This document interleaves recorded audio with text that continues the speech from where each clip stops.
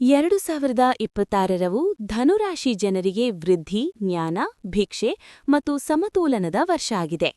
ಈ ವರ್ಷವನ್ನು ನೀವು ನಿಮ್ಮ ಗುರಿಗಳನ್ನು ಸ್ಪಷ್ಟವಾಗಿ ಗುರುತಿಸಿ ತಂತ್ರಬದ್ಧವಾಗಿ ಮುನ್ನಡೆದರೆ ಉತ್ತಮ ಫಲ ದೊರಕುತ್ತದೆ.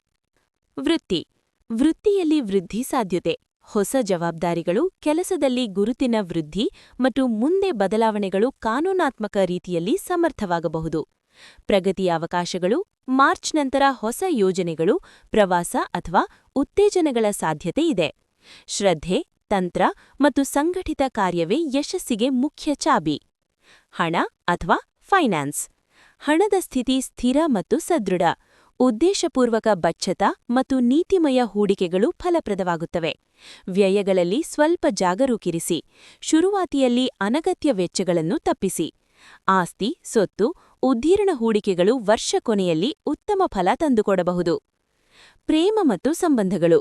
ಸಂಬಂಧಗಳಲ್ಲಿ ಭಾವನಾತ್ಮಕ ಸಮತೋಲನ ಮತ್ತು ಬಲಿಷ್ಠತೆ ಹೆಚ್ಚು ಕಾಣಿಸುತ್ತದೆ.